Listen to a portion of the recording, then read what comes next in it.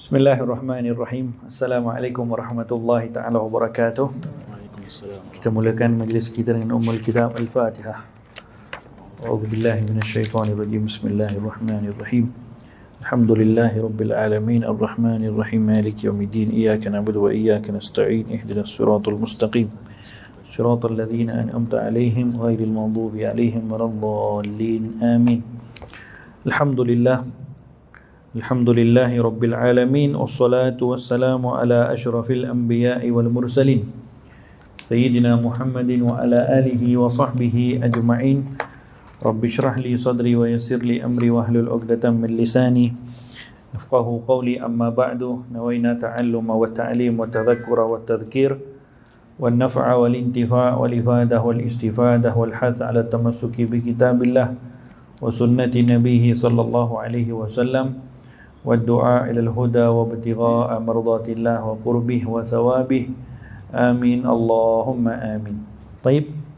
Alhamdulillah, di kesempatan pada malam yang barakah ini kita akan berkongsikan suatu perbincangan yang penting, yang cukup penting untuk diketahui oleh setiap daripada kalangan kita.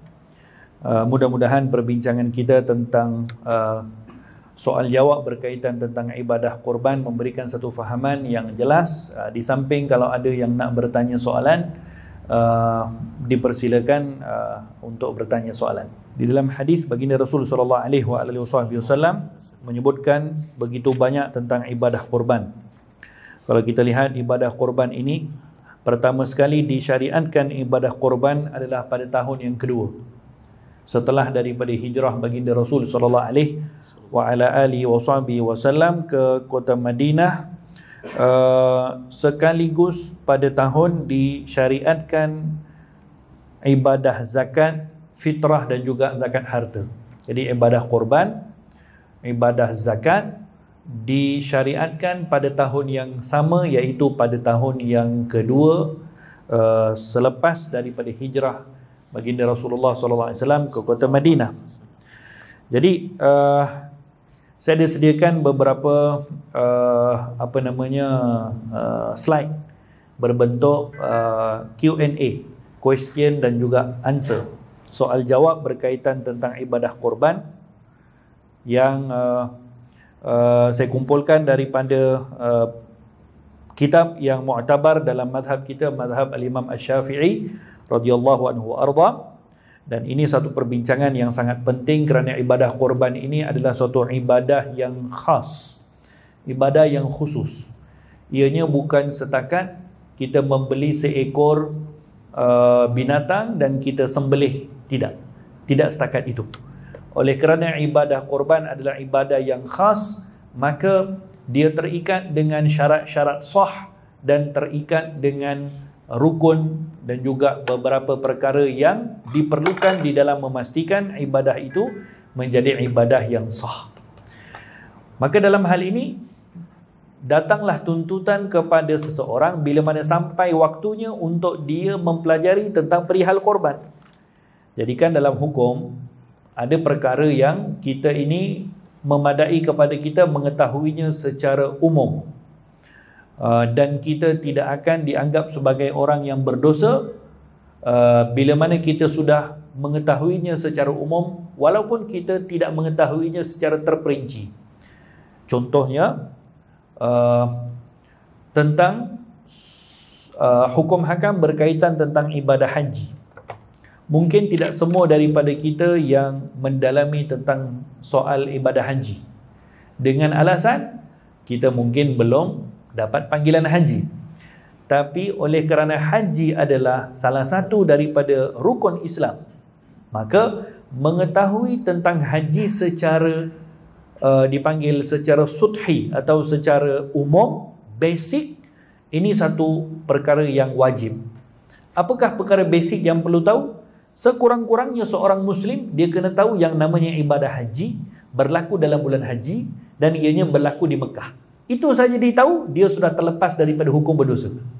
Tapi kalau setakat itu pun dia tak tahu, maka dia berdosa. Jadi dalam ilmu ni ada ilmu yang fardu ain dan fardu kifayah. Jadi menjadi fardu ain, tuntutan kepada semua orang yang beriman untuk mengetahui sesuatu ibadah itu secara umum. Tapi pada masa yang sama, kalaulah dia sudah diwajibkan untuk pergi haji, maka tuntutan daripada mengetahui secara umum akan bertukar kepada wajib pada orang tadi mempelajari secara khusus. Kerana apa? Kerana kalau dia pergi melakukan ibadah haji tanpa ilmu, akan menyebabkan ibadah hajinya tidak sah. So, sama juga dalam hal ibadah korban. Orang yang tidak melakukan langsung ibadah korban, maka sekurang-kurangnya dia kena tahu kalau namanya ibadah korban adalah salah satu daripada syariat Islam, ibadah yang disyariatkan oleh Allah Subhanahu wa taala, fasalli li rabbika wanhar, ianya berlaku pada hari raya haji. Itu saja dia tahu, maka dia sudah terlepas daripada hukum berdosa. Tapi kalau dia sudah menyertai ibadah korban, dia wajib mempelajari bila nak kena niat. Yang menganjurkan ibadah korban, sama ada pihak masjid, pihak surau yang menguruskan ibadah korban di sana, di sini, di luar negara, mereka pun wajib mengetahui perkara-perkara berkaitan tentang soal hukum hakam berkaitan tentang ibadah korban, yang sekira-kira kalau ibadah itu dengan ilmu yang dipelajari, ibadah itu sudah sah. Of course, bukan 100% yang jadi wajib. Bukan 100% daripada semua A to Z tentang soal ibadah korban semuanya wajib dipelajari oleh orang yang menyertai korban, tidak. Tapi sekurang-kurangnya ilmu yang dia tahu tentang ibadah korban ini, setakat dia boleh, ibadahnya boleh jadi sah. Itu dia punya kadar yang akan dipertanggungjawabkan kepada seseorang untuk mempelajari tentang ibadah korban bila dia menyertai ibadah korban atau dia menganjurkan ibadah korban. Sama juga tuntutan ini dalam semua aspek ibadat. Kalau haji, bila dia nak pergi haji, dia kena belajar. Kalau solat, bila sudah wajibkan kepadanya untuk solat, sudah akil balik, maka berdosa kepada dia kalau dia tak pelajari tentang solat. Apalagi katakan hukum hakam tentang muamalat, tentang berniaga. Jadi mungkin kalau kepada mungkin salah seorang daripada kita atau sebahagian daripada kita yang tidak menceburi dalam bidang perniagaan, maka dia belum lagi wajib untuk mempelajari tentang soal hukum hakam muamalat.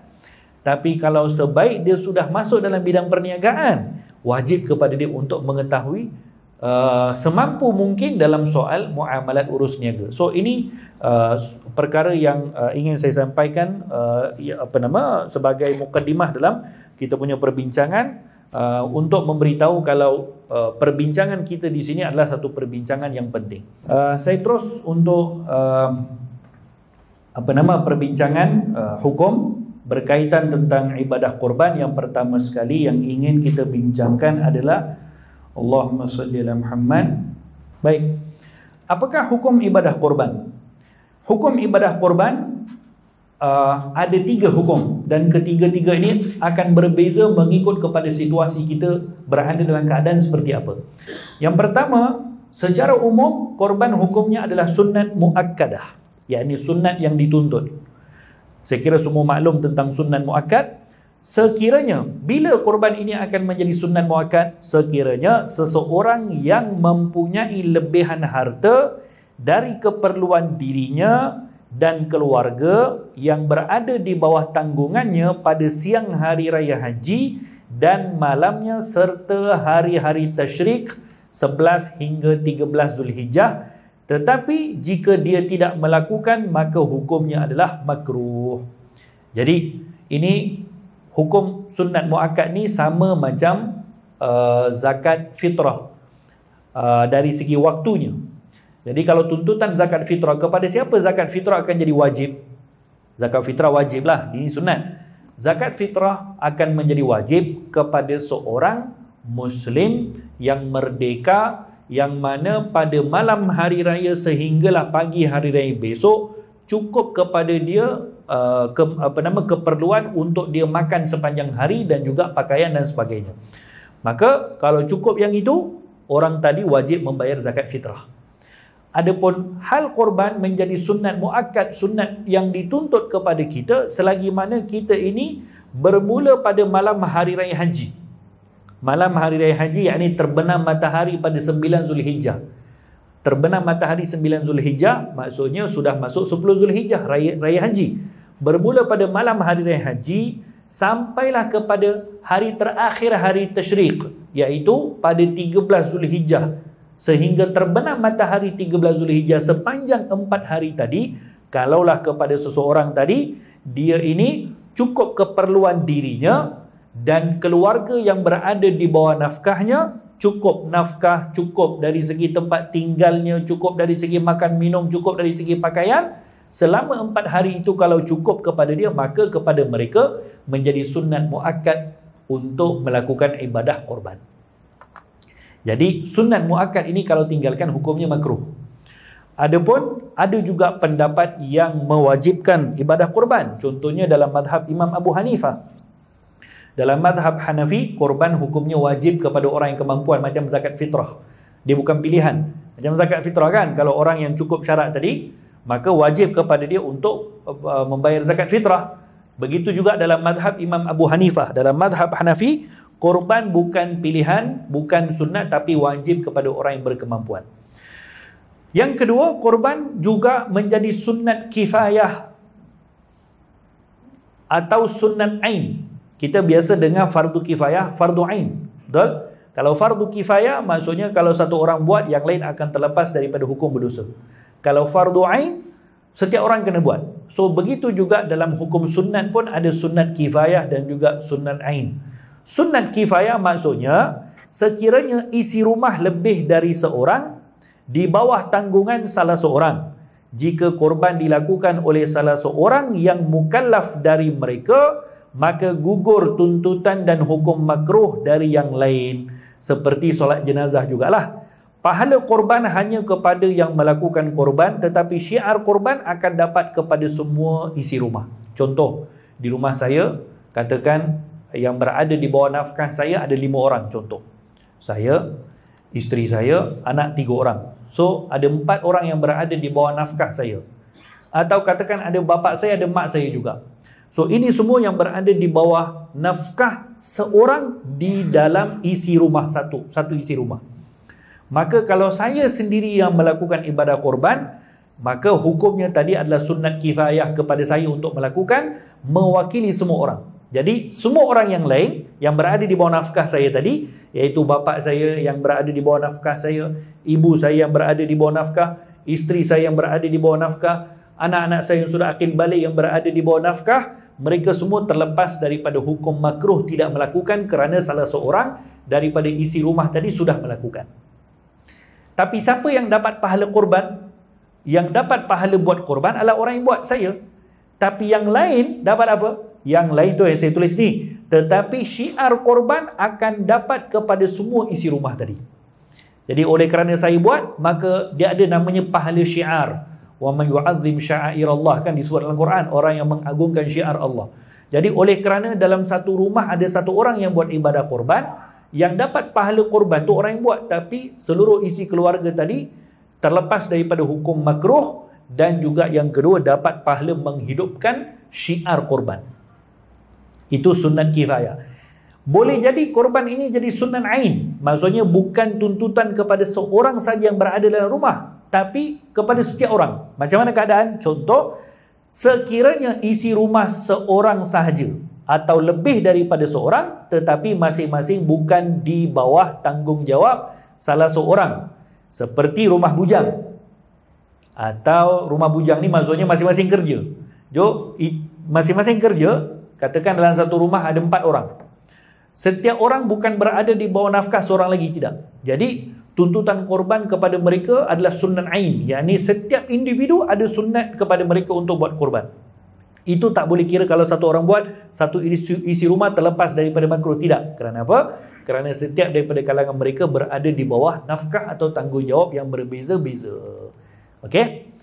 Haram melakukan korban sekiranya melakukan korban membawa kepada tiada wang untuk nafkah wajib terhadap tanggungjawab yang wajib.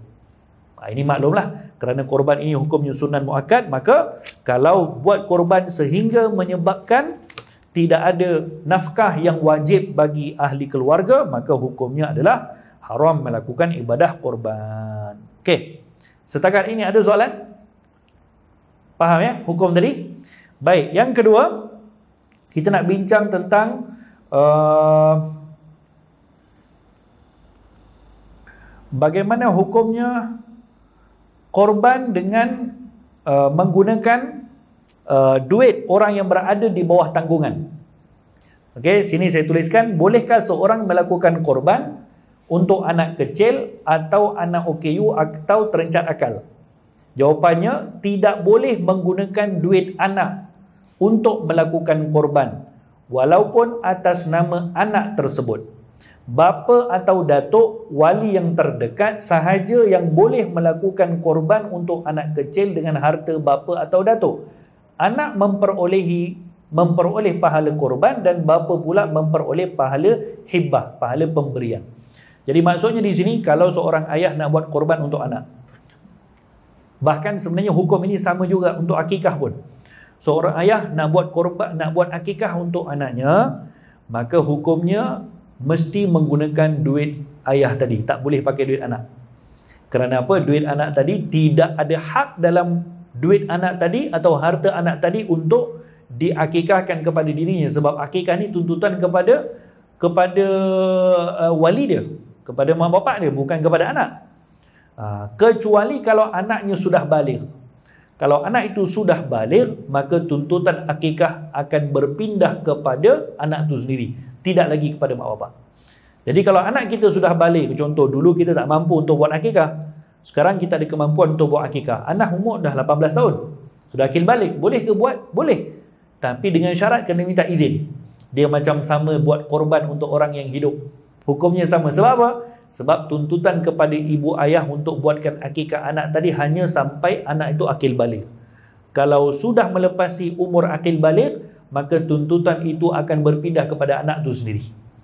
Jadi insyaAllah nanti dalam bab akikah kita bincanglah. So ini kalau buat korban. Kemudian korban untuk anak yang masih dalam kandungan tidak sah. Demikian juga akikah kepada anak yang masih berada dalam kandungan tidak sah.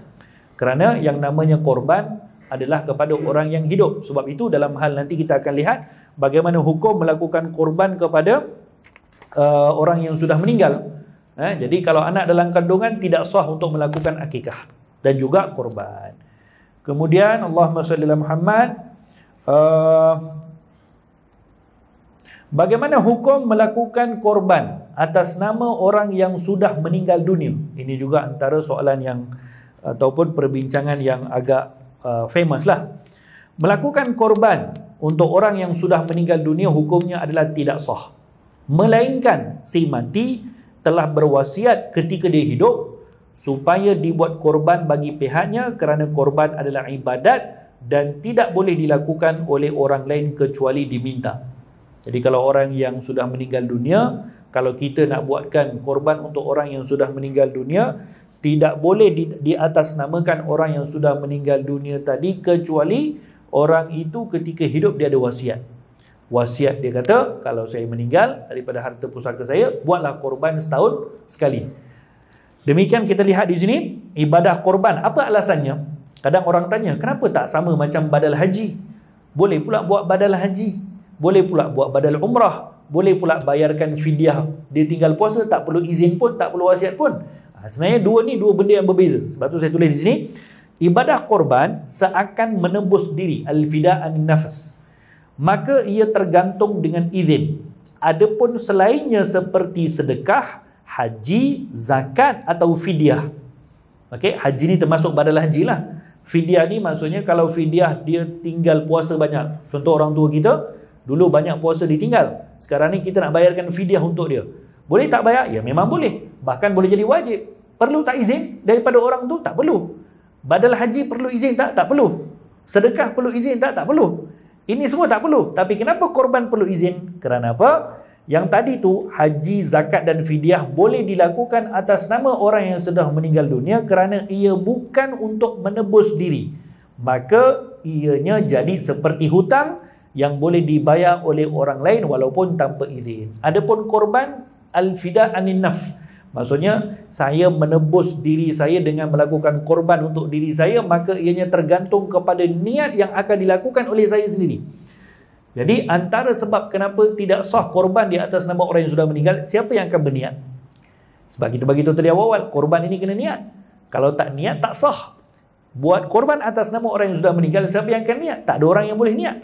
Sebab itu tidak sah buat korban atas nama orang yang sudah meninggal dunia. Cuma boleh untuk kita sedekahkan pahala. Contoh, saya buat korban atas nama diri saya dan saya sedekahkan pahalanya kepada datuk nenek saya yang sudah meninggal dunia. Itu boleh. Itu tidak ada khilaf. Bahkan dalam semua ibadat kita pun kita boleh sedekahkan pahala. Itu pegangan kita Ahlus Sunnah wal Jamaah. Harus untuk sedekahkan pahala kepada orang yang sudah meninggal. So, dua perkara, badal haji, fidyah tinggalkan puasa tidak sama hukumnya dengan korban. Kerana korban ini dia terkait dengan niat dan niat yang khusus yang perlu datang daripada peserta korban itu. Adapun badal haji, kalau satu orang dia meninggal dalam keadaan dia mampu untuk lakukan haji tapi dia meninggal. Dia dah ada harta dah dapat pun panggilan haji contohnya, tapi tahun ni tak dapat pergi. Tak sampai tahun depan dia meninggal dunia. So warisnya wajib untuk lakukan badal haji. Hukumnya wajib. Kerana apa? Dia meninggal dalam keadaan sudah mempunyai kelayakan untuk pergi buat haji. Berbeza kalau dia meninggal dalam keadaan tidak wajib pergi haji. Contoh, dia meninggal dalam keadaan macam mana? Dia meninggal dalam keadaan belum lagi cukup syarat untuk pergi haji. Duit tak cukup lagi tapi dah meninggal. Ketika itu waris tadi ada pilihan. Nak buat ke tidak badal haji, terpulang kepada mereka. Kalau buat, alhamdulillah, ahsan. Tapi kalau tak buat, mereka tak berdosa. Okey? Baik. Allahumma salli ala Muhammad. Adakah boleh diniatkan pahala korban kepada orang yang sudah meninggal dunia? Jawapannya boleh. Diniatkan pahala korban kepada orang yang hidup atau orang yang sudah meninggal dunia, walaupun niat itu berlaku selepas selesai korban, tetap juga boleh. Bolehkah seorang melakukan korban untuk orang lain yang masih hidup? Saya nak buat korban atas nama Ustaz Amirul, tapi saya tak nak bagi tahu Ustaz Amirul, buat surprise. Dan siap korban, saya bawa daging. Ustaz ni, saya sebenarnya buat korban atas nama Ustaz hari tu. Atas nama siapa? Ustaz Amirul. Tapi tak bagi tahu Ustaz Amirul, jawapannya tidak sah korban tu. Sebab siapa yang akan niat? Kalau buat korban atas nama Ustaz Amirul, dia lah kena niat. Saya tak boleh niat. Jadi, tidak boleh melakukan korban untuk orang lain yang masih hidup kecuali dengan izin daripada orang tersebut, kerana korban adalah ibadah dan asal ibadah tidak boleh dilakukan oleh orang lain kecuali diminta. Okey, jadi kadang-kadang ada satu orang yang menyertai korban bersama saya, dia bagi tahu, dia bagi duit buat atas nama mak bapak dia. Kemudian saya bagi tahu nanti pada tarikh lepas serahkan duit, kita ada lafaz taukil, wakilkan niat. Minta mak bapak mewakilkan saya untuk berniat dan melaksanakan korban. Katanya, kenapa saya kena bagi tahu mak bapak saya yang bagi duit? Ya betul, kamu bagi duit, tapi yang korban atas nama mereka. Jadi mereka peserta korban, bukan kamu yang bagi duit. Jadi mereka yang kena berniat. So dalam korban ini tidak ada surprise. Okey. Allahumma salli ala Muhammad. Okey. Kemudian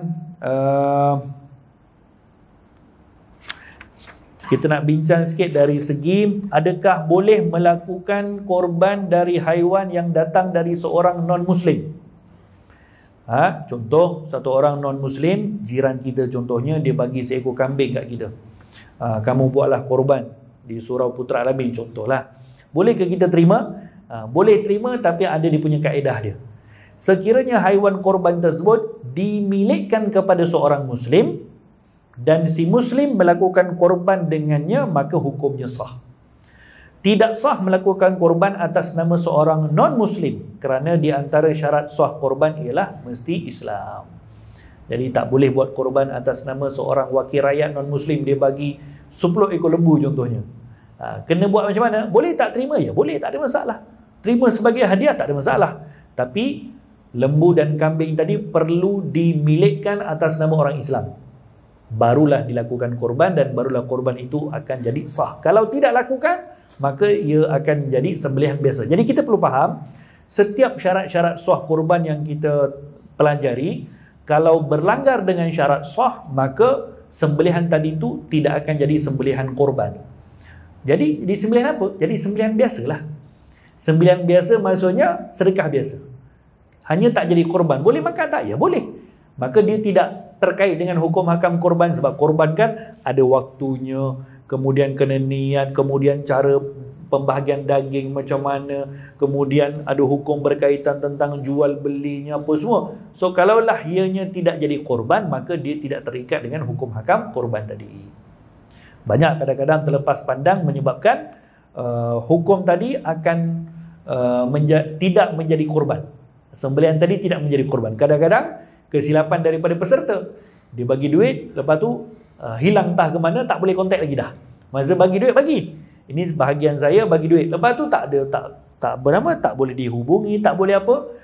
Lepas tu satu hal pula, daripada 6 orang yang daripada 7 orang yang berkongsi seekor lembu, 6 orang okey semua, 1 orang ni tak dapat detect. Daripada hari pertama dia bagi duit, pengurusan pun tak minta waktu itu untuk mewakilkan, sebab kebiasaan mungkin beberapa hari sebelum korban baru akan diminta untuk mewakilkan niat dan sebagainya. Tiba-tiba kawan tu pula hilang, tak tahu ke mana. Boleh tak sembelih binatang tu? Soalan. Boleh tak sembelih? 1 orang je tak ada, 6 orang ada. So jawapannya tak boleh sembelih dan kena tunggu sampai hari terakhir korban. Kena tunggu dan usaha mencari sampai hari terakhir korban. Kalau sampai hari terakhir korban bila? 13 Zulhijjah. Bila berakhir waktu korban? 13 Zulhijjah, terbenam matahari maghrib, berakhir waktu korban. Yani sehingga nak sampai ke maghrib, iaitu sebelum maghrib lah, mungkin 1 jam 2 jam sebelum maghrib 13 Zulhijjah, sampai ke waktu itu kena tahan binatang tu sampai dapat dia punya peserta korban yang satu lagi. Kalau tak dapat juga, maka baru boleh disembelih. Itu hukum yang penting tu. Kadang-kadang pengalaman. Kadang cari penyelaman. So ini kena ada hikmah yang baik dalam muamalah untuk mewakilkan korban dan sebagainya lah. Baik, adakah sah menggunakan wang syarikat untuk korban dan dilakukan atas nama syarikat? Contoh syarikat sekian sendirian berhad bagi duit, dan boleh tak buat korban atas nama syarikat? Sah jika mendapat keizinan dari pemilik wang syarikat tersebut seperti rakan kongsi. Jika sebahagian rakan kongsi tidak mengizinkan, maka korban itu sah bagi pihak yang mahu terlibat saja. Katakan saya dengan Ustaz Amirul ada satu company, ada satu syarikat. So company kami yang bernama company apa, katakan A, memberikan duit kepada Surau Putra Alamin untuk buat korban. So boleh tak surau terima? Boleh, dengan syarat mengetahui owner company itu adalah saya dengan Ustaz Amirul. So difahami di situ, kalau buat atas nama company A, maksudnya ini company Ustaz Bashir dan juga Ustaz Amirul. So difahami di situ dan individu itu dikenali. Yang akan niat siapa? Ya antara salah seorang daripada kami yang akan berniat untuk korban tu. Tapi kalau pakai duit syarikat A tadi tu, saya bagi izin, Ustaz Amirul tak bagi izin, seekor lembu, tu kena kira macam mana pula? Kena kira pula, tu panjang cerita lah. Kena kira duit yang saya beri tu, adakah itu hak saya dalam syarikat? Katakan Ustaz Amirul dia share 70% dari syarikat, saya 30% je. Tapi duit yang dikeluarkan, yang saya izinkan tak sampai value-nya untuk cover saya punya bahagian. Maka kat situ masalah lain pula. So pakai duit syarikat pun ada perbincangan yang agak detail. Secara umum boleh jadi sah dengan syarat yang umum tadi. Kemudian yang kedua, Islam pihak yang terlibat. Maksudnya owner syarikat tu adalah seorang Muslim. Dan yang ketiga, wang tersebut mencukupi harga sebahagian binatang korban mengikut bilangan pihak yang terlibat. Okey, katakan wang syarikat kami tu kami bagi untuk seekor lembu contoh. So duit yang diberikan oleh penama syarikat, iaitu owner syarikat tadi tu, cukuplah untuk satu ekor lembu. Barulah lembu tadi tu akan jadi milik saya dengan Ustaz Amirul untuk sembelih. Tapi kalau seekor lembu pula macam mana? Kami berdua, syarikat kami keluarkan seekor lembu, berikan korban seekor lembu. So di sini kami kena bincangkan berapa bahagian Ustaz Amirul dan berapa bahagian saya. Tapi kalau saya seorang owner syarikat, selesai masalah. Satu lembu tu akan jadi milik saya seorang berniat. Tapi oleh kerana duit yang dikeluarkan oleh syarikat untuk membeli seekor lembu, duit tadi tu adalah milik saya dan Ustaz Amirul, syarikat berdua. So di sini perlu persetujuan antara saya dengan Ustaz Amirul Ustaz Amirul ambil berapa bahagian, saya ambil berapa bahagian. So kalau tidak, maka dia tidak akan jadi sah niat korban tadi. Okey, ini pun antara perkara yang agak kritikal juga. Banyak syarikat-syarikat kadang-kadang berikan duit untuk korban. Jadi pihak yang menerima kena ada ilmu untuk menerima duit syarikat. Jangan tolak, rugilah. Jangan tolak. Ajarkan ini hukumnya begini. Tapi kalau syarikat tu ada ownernya non-Muslim macam mana? Tak apa. Bincang dulu tengok. Duit yang dikeluarkan, kalaulah mengikut kepada share yang ada, shareholder dalam syarikat tadi tu, adakah cukup untuk cover duit tu? Kalau cukup, selesai. Maka lembu tadi tu akan terus dimilikkan kepada owner syarikat yang Muslim. Ada juga yang berlaku, Ustaz. Wakil rakyat dia bagi korban atas bawah boleh, tak ada masalah. Kalau duit tu difahami, katakan sekarang parlimen apa contohnya, kawasan apalah, dia bagi duit kepada masjid untuk buat korban. Soalan pertama, adakah duit daripada parlimen tadi tu dianggap sebagai duit Fulan bin Fulan tu, wakil rakyat tu, duit diri dia sendiri? Itu soalan pertama. Kalau itu bukan duit dia, maka siapa yang itu, lembu tu milik siapa sebenarnya? Kalau duit tu duit dia, macam saya dengan Ustaz Amirul tadi keluarkan duit syarikat, itu memang kami punya duit. Selesai masalah. Tapi kalau keluarkan duit peruntukan kerajaan, contoh, peruntukan kerajaan yang dikeluarkan oleh seorang wakil rakyat, so adakah lembu tu milik dia? Bukan. Kalau dia keluarkan daripada gaji dia, okey lah. Keluarkan daripada allowance dia, okey. Tapi ini duit kerajaan. Maksudnya itu tak boleh jadi milik dia. Bukan dia punya lembu tu, tidak. Itu kaedahnya macam mana? Boleh terima, tapi dimilikkan atas nama individu. Kena tahu sumber lah. Kalau tak tahu sumber pun tak apa, kena tanya pada dia apa dia punya hasrat korban ni. Kalau dia kata okey, ini buat atas nama saya, okey, pihak pengurusan terlepaslah daripada daripada hukum. Jadi ambil je lah atas nama dia. Cuma tak boleh buat atas nama parlimen apa. Siapa parlimen tu? Siapa yang akan niat? Itu soalnya tu. Siapa yang akan berniat? Yang berniat adalah owner kepada lembu tu. Kalau kata dia bagi satu ekor lembu, kemudian dia kata okey, masukkanlah nama ahli qaryah surau tersebut yang mana selesai masalah. Boleh. Tak ada masalah. Orang yang ya. So apa akadnya, macam mana ke isu? Akadnya adalah daripada ahli parlimen tu hibah, hadiah binatang. Dia bukan bagi binatang korban.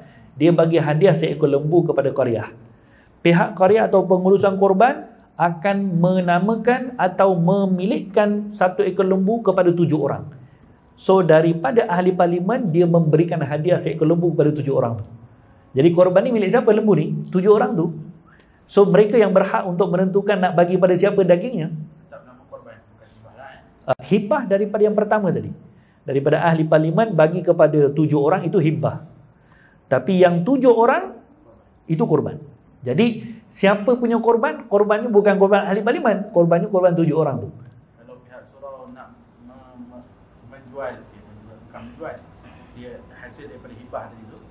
Okey. Pihak surau dia kata 7 bahagian ni kita offer dengan harga sekian-sekian.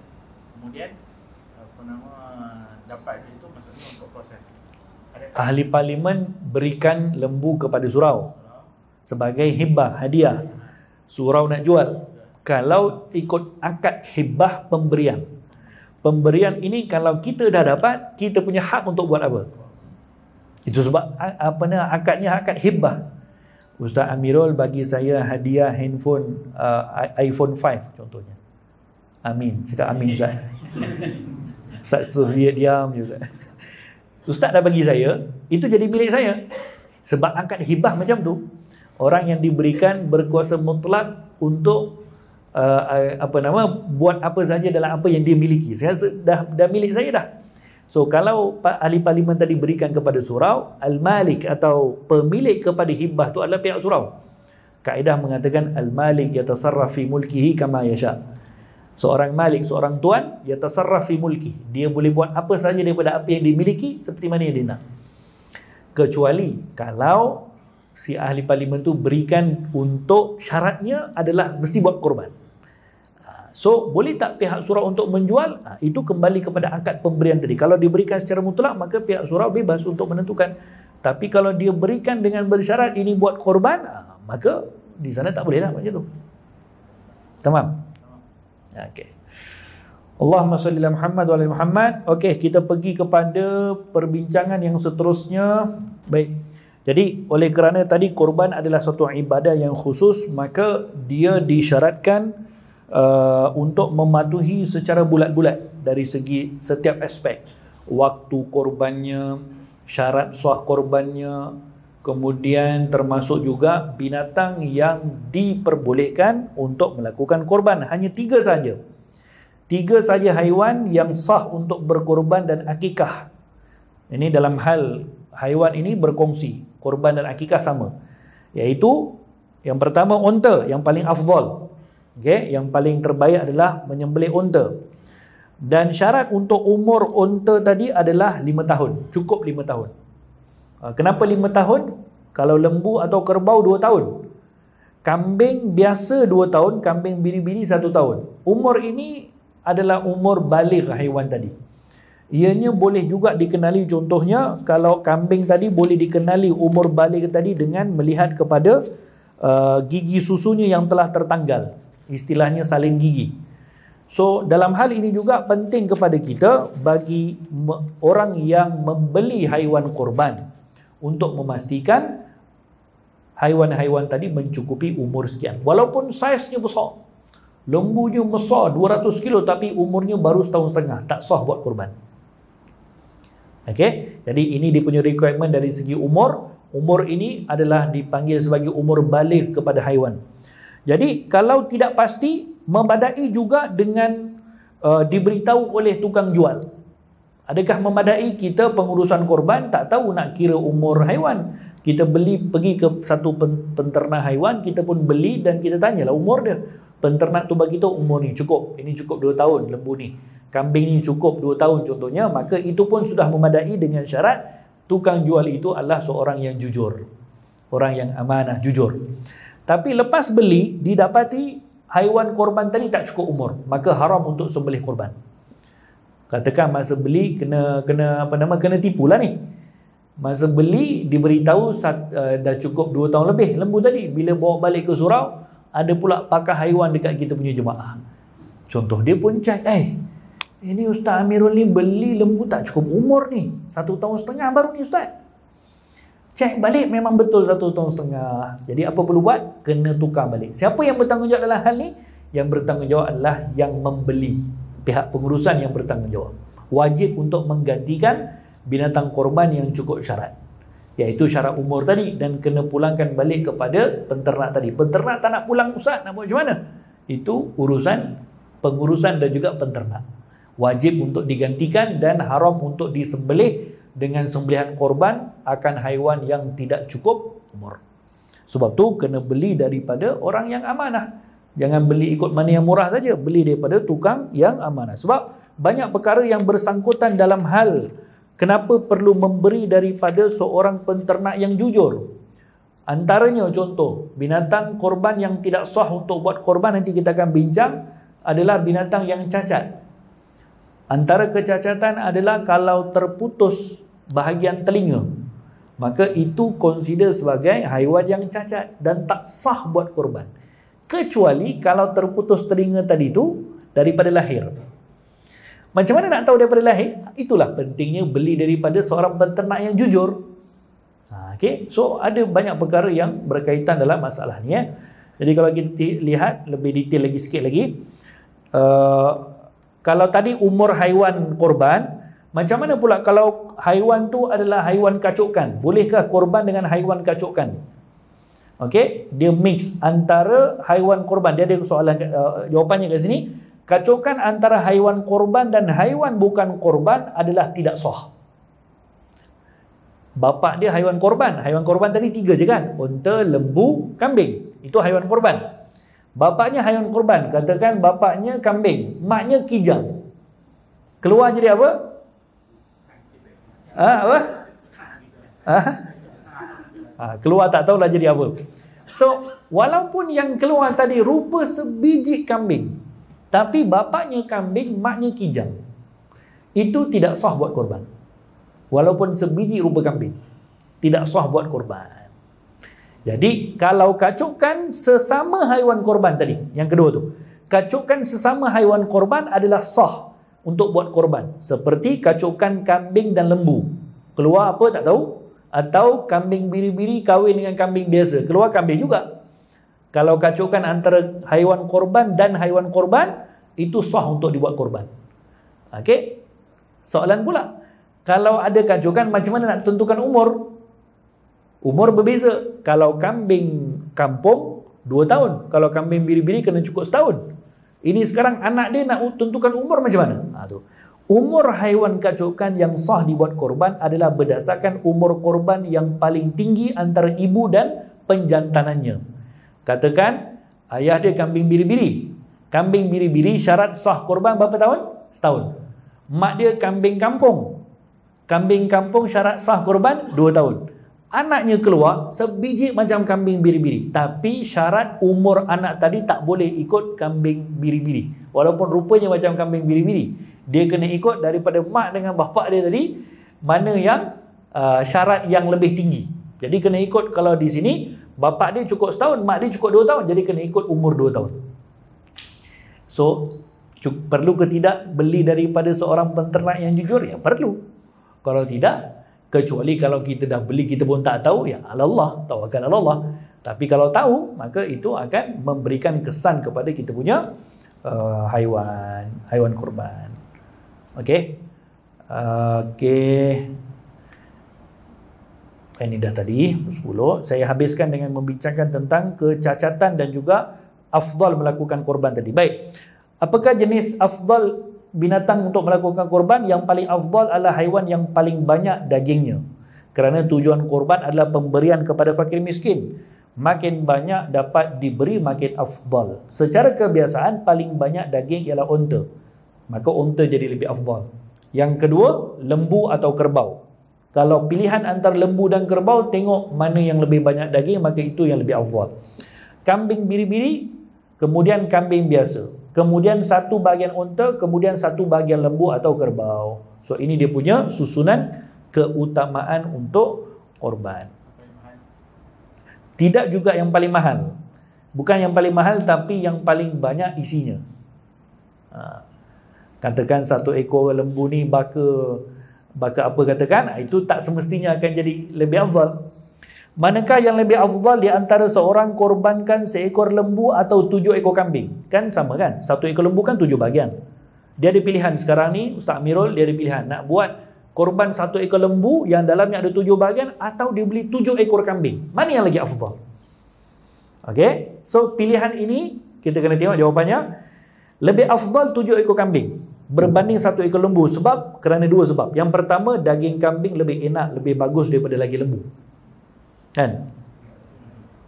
Yang kedua, lebih banyak darah yang mengalir dengan 7 ekor kambing. Maksud lebih banyak darah yang mengalir kerana syiar kurban dipanggil iraqatid dam, mengalirkan darah. Itu kan syiar kurban.